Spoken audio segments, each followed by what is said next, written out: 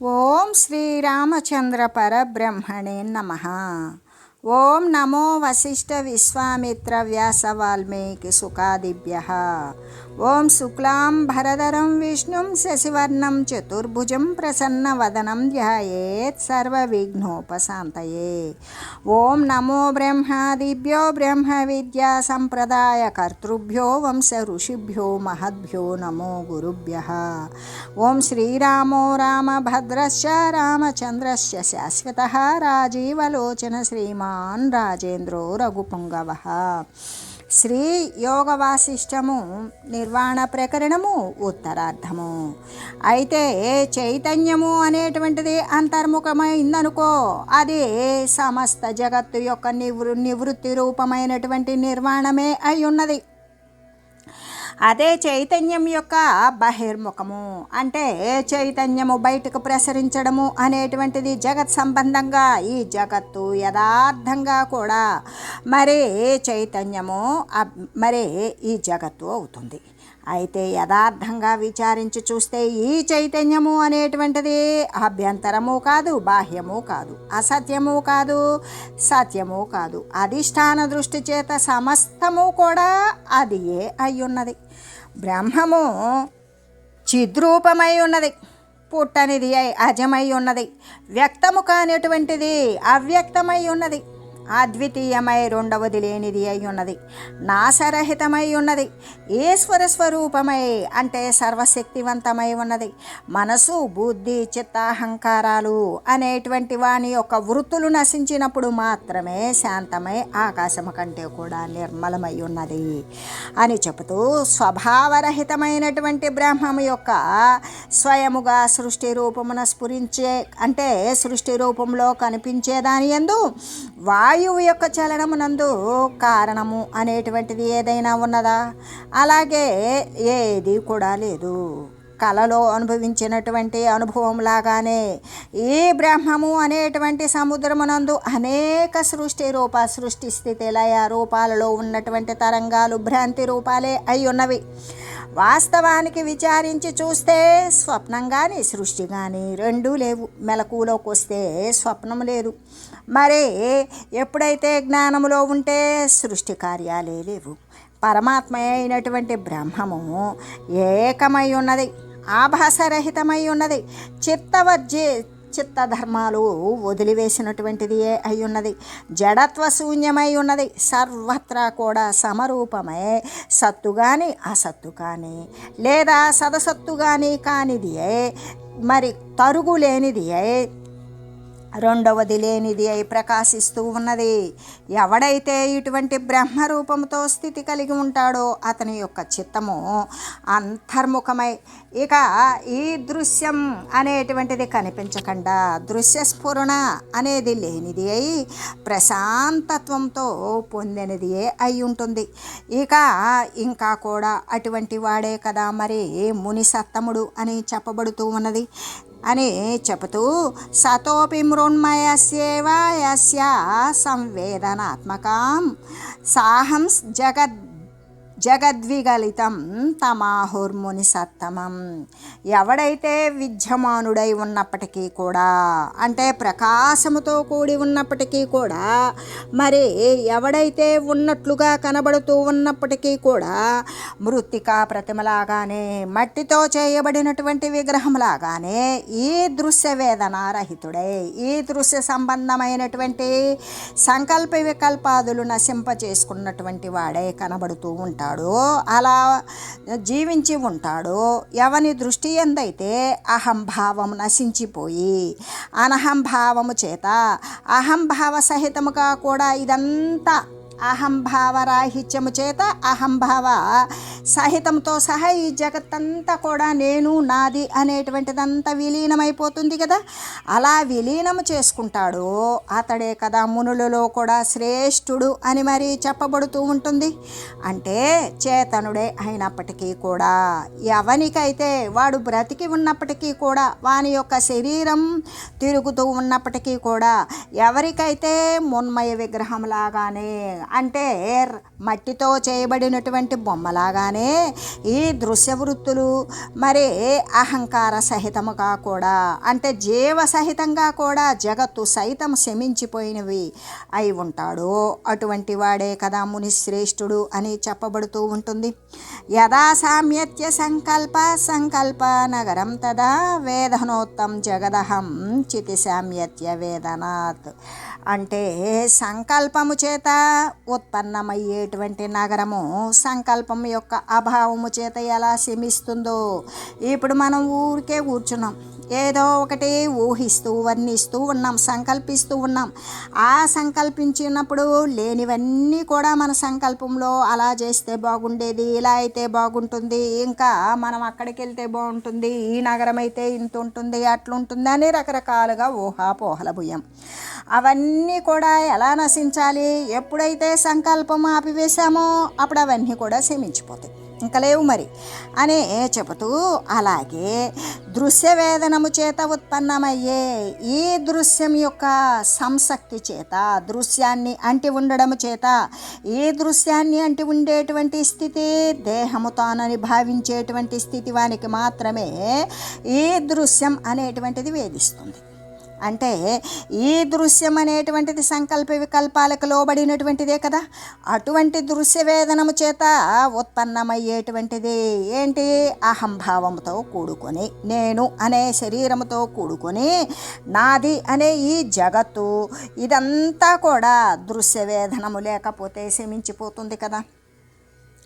అంటే ఈ దృశ్యాన్ని గురించి తెలుసుకునే కొద్దీ మనకి పుట్టుకొచ్చేవేంటి అంటే నేను, నాది అనేటువంటి సమస్తమైనటువంటి విషయాలను గురించి వాడు అంటి ఉంటాడు. మరి దృశ్యము అనేటువంటిది తెలుసుకోలేదనుకో, ఇంకప్పుడు ఈ జగత్తు అనేటువంటిది ఉంటుందా?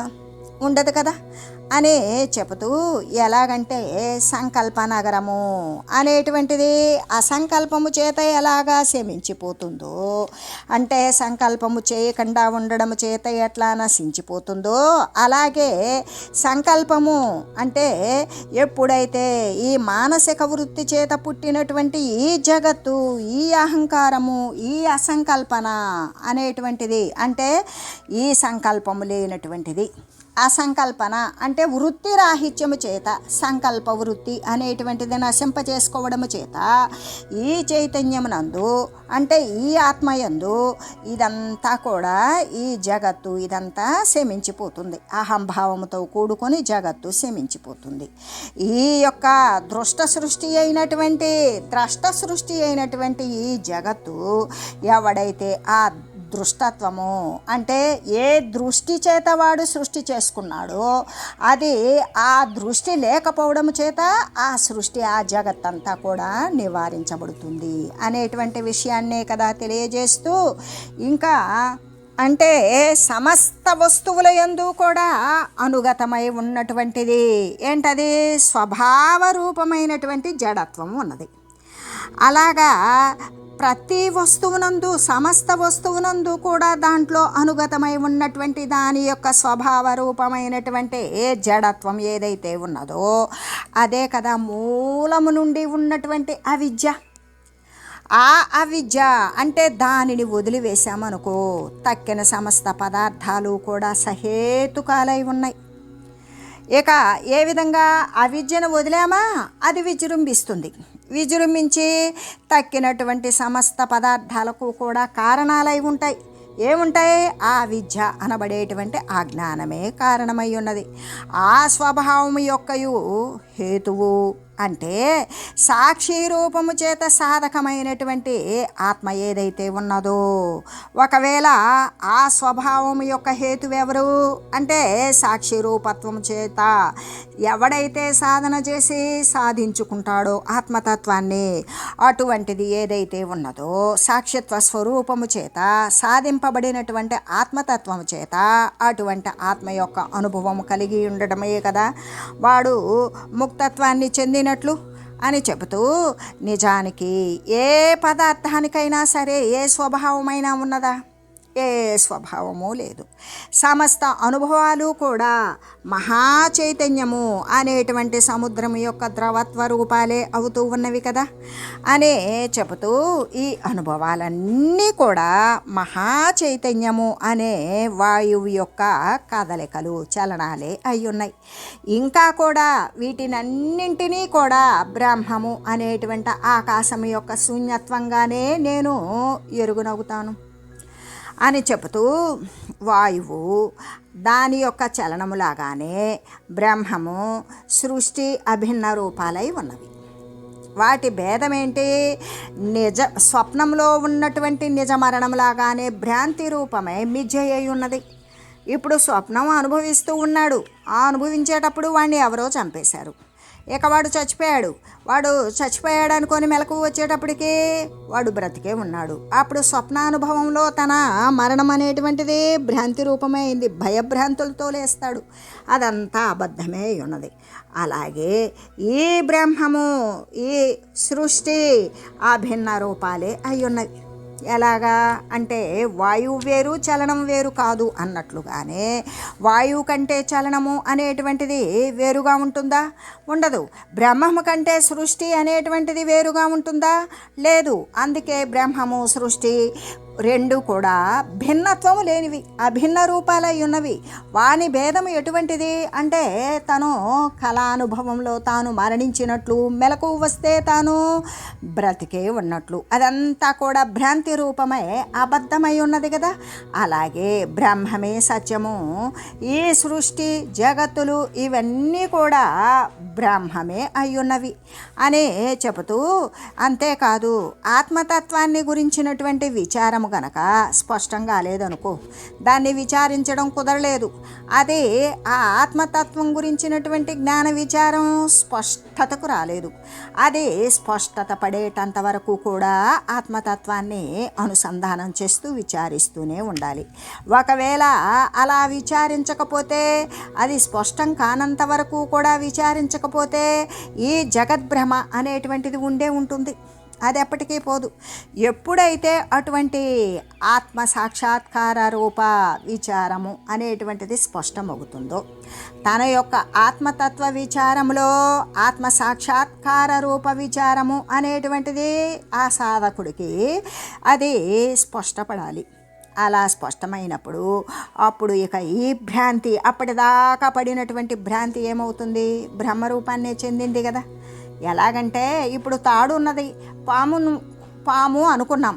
కానీ అప్పటిదాకా చూసినటువంటి భ్రాంతితో చూసినటువంటి పాము ఏమైంది అంటే తాడు రూపాన్నే పొందింది. ఎందుకు? అక్కడ ఉన్నది తాడే. నువ్వు పాముగా చూసినా, ఇంకొకటిగా చూసినా, తాడుగానే చూసినా. కానీ అప్పటిదాకా భయభ్రాంతులైనటువంటి భ్రాంతి, ఆ పాము ఇవన్నీ ఏమైనవి? తాడే అయినవి. అలాగే ఎప్పుడైతే ఈ యొక్క ఆత్మ సాక్షాత్కార రూప విచారము అనేటువంటిది స్పష్టపడుతుందో, అప్పుడు ఈ భ్రాంతి అంతా కూడా బ్రహ్మరూపాన్నే చెందుతుంది. భ్రాంతి యందు సత్తాస్ఫూర్తి రూపమైనటువంటి అంశం ఏదైతే ఉన్నదో, అంటే మనం భ్రాంతి చెందుతూ ఉన్నాం, కానీ మనకి సత్తాగా ఏది కనబడుతుంది? సత్తు కానటువంటిది సత్తా రూపంలో కనబడుతుంది. అంటే మిథ్య అయినటువంటి జగత్తు బ్రహ్మము కంటే ఇతరమైనది కాదు అయినటువంటి ఆ జగత్తు ప్రత్యేకంగా బ్రహ్మమును చూడలేనటువంటి అజ్ఞాన ఆవరణతోటి మనం జగత్తుగానే చూస్తూ ఉన్నాం. అదే భ్రాంతి. ఆ భ్రాంతి యందు మనకి సత్తా అంటే అది సత్తులాగానే, సత్యములాగానే కనబడుతూ ఉండేటువంటి అంశం ఏదైతే ఉన్నదో అదే కదా బ్రహ్మరూపత్వాన్ని చెందుతుంది. అది బ్రహ్మమా అంటే ఇక్కడ ద్వితీయం నాస్తి అంటే సర్వేక సమస్తము కూడా బ్రహ్మమే. కానీ మనం బ్రహ్మము అనడం లేదు. ఎందుకు? జగత్తు అంటున్నాం, దృశ్యము అంటున్నాం. కాబట్టి ఏ యొక్క భ్రాంతి యందు కనబడినటువంటి సత్యములాగా కనబడేటువంటి ప్రతి వస్తువు కూడా అది భ్రాంతి చెదిరిన తర్వాత అది బ్రహ్మరూపత్వాన్ని పొందుతుంది. అంటే భ్రాంతి చెందకముందు బ్రహ్మరూపత్వము కాదా? అప్పుడు కూడా బ్రహ్మరూపత్వమే. కానీ భ్రాంతి తొలగలేదు కాబట్టి భ్రాంతితో కూడినటువంటి వస్తువుని దానికి ఒక ప్రత్యేకమైనటువంటి రూపనామక్రియలు ఏర్పాటు చేసి దాని ప్రకారం మనం అనువర్తిస్తూ ఉంటాం. అదే భ్రాంతి చెందిందా, భ్రాంతి అనేటువంటి తొలగిందా, అటువంటి జగత్ సంబంధమైనటువంటి ఏ అసత్ అయితే సత్తాగా కనపడిందో అక్కడ సత్తు అసత్తులకి ఎటువంటి తావు లేకుండా సర్వము కూడా బ్రహ్మరూపత్వాన్ని పొందుతాయి. అంటే దానికంటే భిన్నమైనటువంటిది. ఎలాగంటే శశశృంగంలాగానే అవస్తువై తత్వ విచారము చేత లభించకుండా ఉంటుంది కదా. శశశృంగము అన్నప్పుడు కుందేటి కొమ్ము. అసలు కుందేలుకి 2 చెవులుంటాయి కానీ కొమ్ములుంటాయా? ఉండవు. అయినా కూడా శశి విషాణము లేదా శశశృంగము అంటే కుందేటి కొమ్ములాగానే. కుందేటి కొమ్మును ఎవడైనా సాధించుకురాగలుగుతాడా? అసలు కుందేలుకు కొమ్మే ఉత్పన్నం కానప్పుడు ఉత్పన్నము కానటువంటి దాన్ని ఎవడు సాధించుకొస్తాడు? అందుకే దానికంటే భిన్నమైనది దేనికంటే సత్తారూపంలో కనపడేటువంటి ఏ అంశాన్నైతే చూస్తున్నామో అదంతా కూడా భ్రాంతి అనేటువంటిది లేనప్పుడు భ్రాంతి నశించినప్పుడు అదంతా బ్రహ్మరూపత్వాన్నే పొందింది కదా. దానికంటే కూడా వేరైనటువంటిది ఎలా ఉంటుంది అంటే కుందేటు కొమ్ములాగానే. అసలు కుందేటు కొమ్ము అనేటువంటిది కుందేటి చెవి అంటే వస్తువై ఉన్నది, కుందేటి కొమ్ము అంటే అవస్తువై ఉన్నది. అది అసలు పుట్టనే లేదు, పుట్టంది అవస్తువే కదా, వస్తువు కాంది కదా. అది ఎంత తత్వ విచారం దానికోసం ఎంత విచారించినా కూడా, లేని దానికోసం ఎంత విచారించినా కూడా అది దొరకదు. కాబట్టి అప్పుడు అతి నిర్మలమైనటువంటి బ్రహ్మమే శేషిస్తుంది. ఎలాగా? ఇక్కడ జగత్తు అనేటువంటిది భ్రాంతి చెందినా భ్రాంతి చెందకపోయినా కూడా ఉండేటువంటిది బ్రహ్మరూపత్వమే, బ్రహ్మమే అయి ఉన్నది. ఈ యొక్క అసద్రూపంలో మనకి సత్తారూపంలో కనపడేటువంటి అసత్ సంబంధమైన ఈ జగత్తు ఈ భ్రాంతి ఇదంతా కూడా ఎటువంటిది అంటే విచారము చేసినా విచారము చేయకపోయినా అది అప్పటికీ లేనిది. ఎలాగా? శశశృంగంలాగా, కుందేటి కొమ్ములాగా.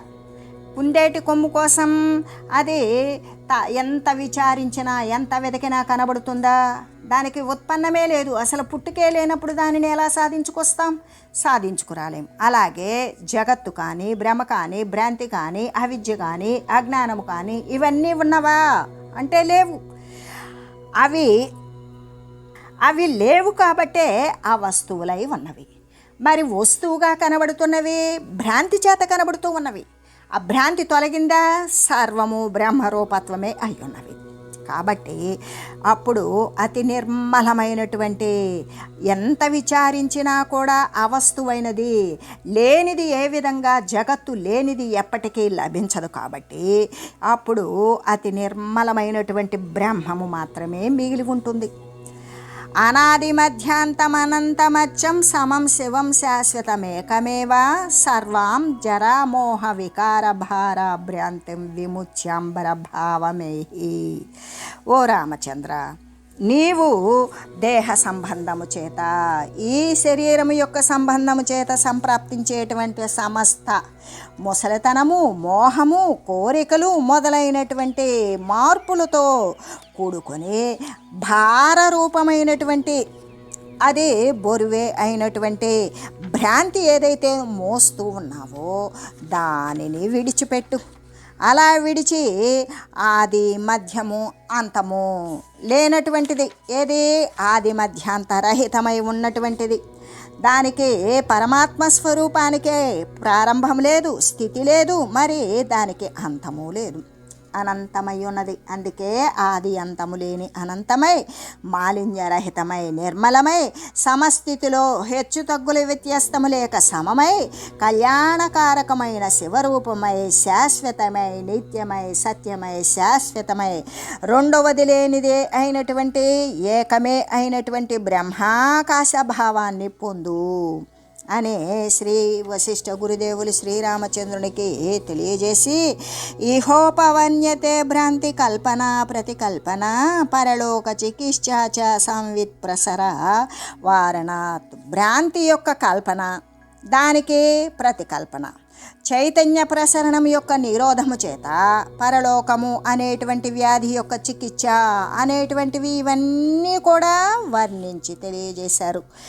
ఈ నిర్వాణ ప్రకరణమునందు ఉత్తరార్ధమున సత్యార్థోపదేశ యోగము అనేటువంటి దాన్ని గురించి శ్రీ వశిష్ఠ గురుదేవులు తెలియజేసి ఇంకా కూడా ఇలాగా చెప్తూ ఉన్నారు.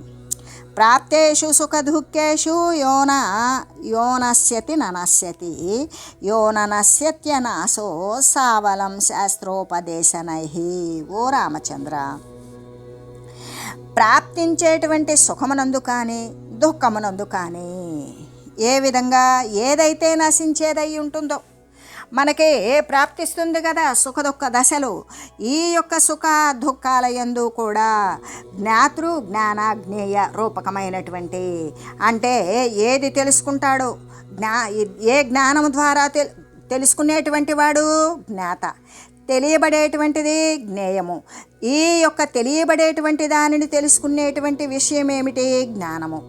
ఈ యొక్క జ్ఞానము జ్ఞాత, జ్ఞానము, జ్ఞేయము ఈ రూపంలో అంటే ఈ త్రిపుటి యందు ఏదైతే నశించినది అయ్యున్నదో అంటే తెలుసుకునేవాడు, తెలియబడేటువంటిది, తెలుసుకునేది, ఈ విధంగా తెలియజేసేది. ఇటువంటి ఈ యొక్క మూటి యందు కూడా ఏదైతే నశిస్తూ ఉన్నదో అది ఎప్పుడూ కూడా నశిస్తూనే ఉంటుంది, నశించిందే అవుతుంది.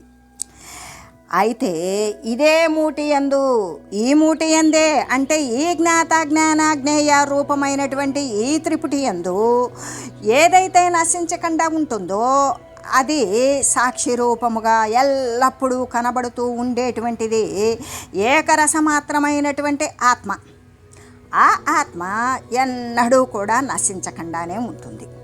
అదే కదా మరి త్రిపుటి కంటే కూడా వేరైనటువంటిది.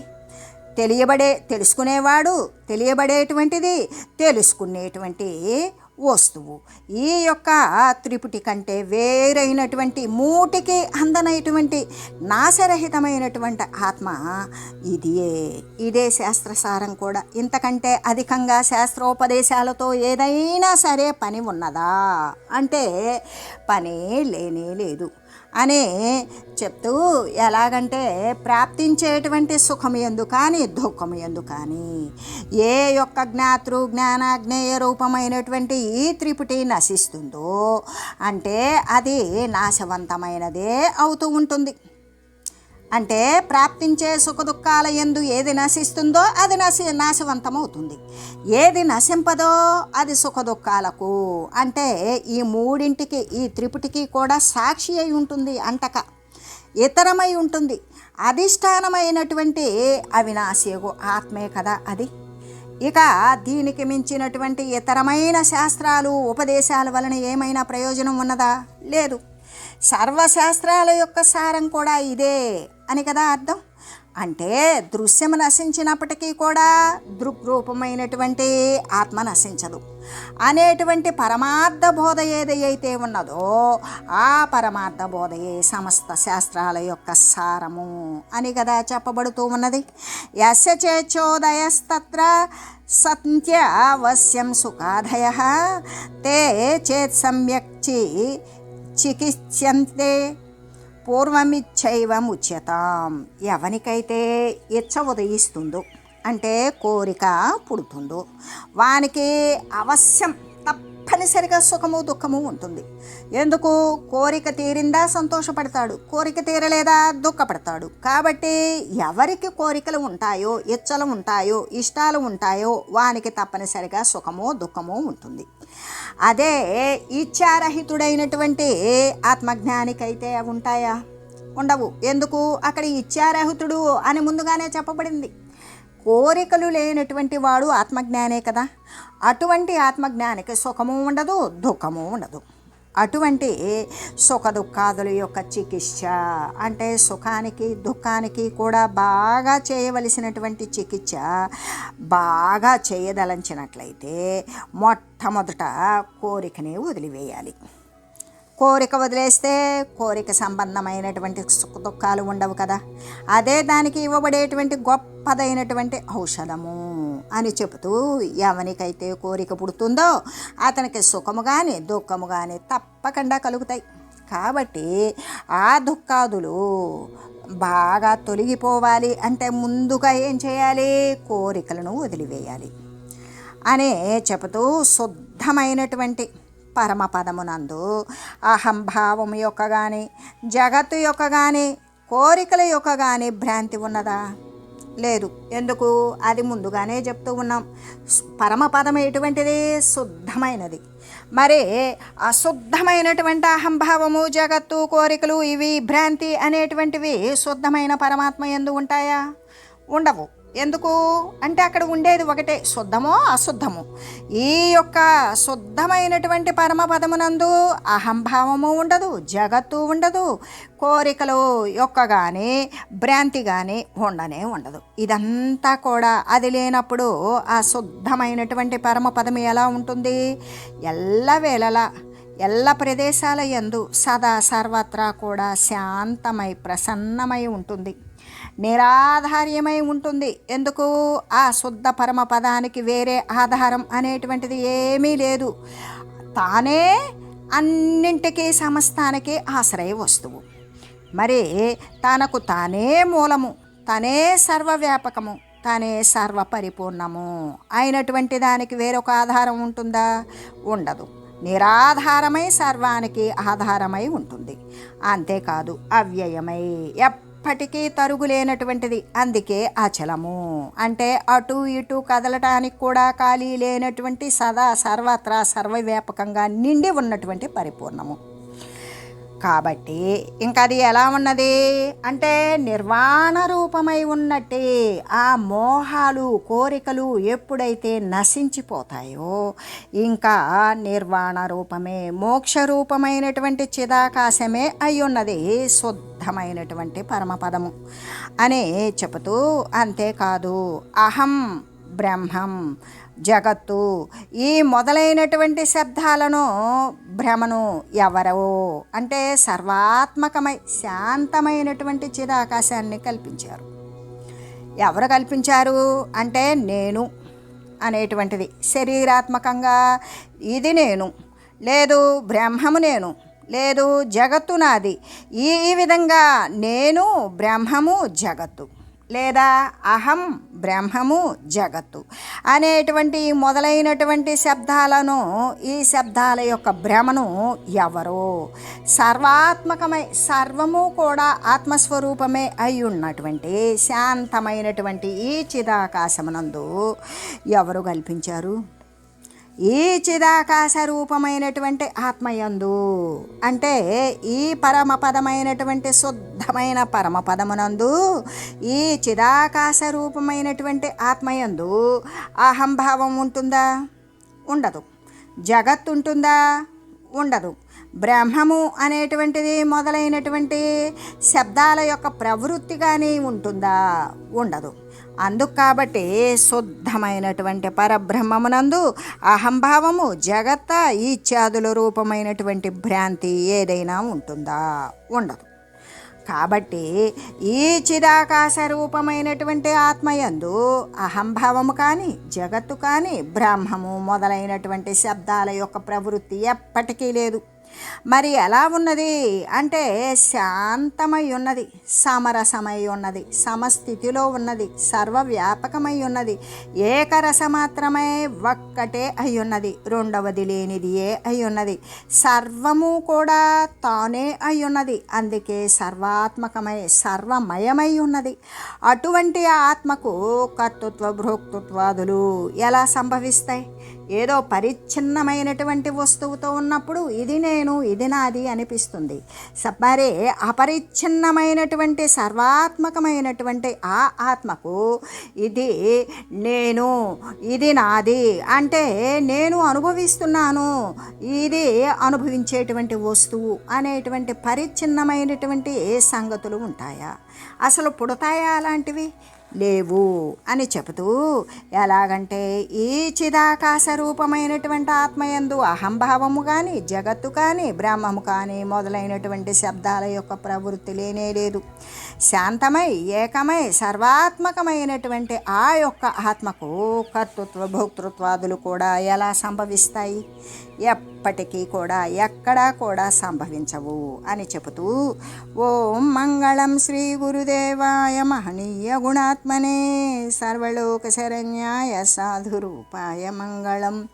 ఓం మంగళం కోసలేంద్రాయ రామాయ రామభద్రాయ చక్రవర్తి తనూజాయ సార్వభౌమాయ జానకీ వల్లభాయ శ్రీరామచంద్రాయ మంగళం. ఓం తత్సత్.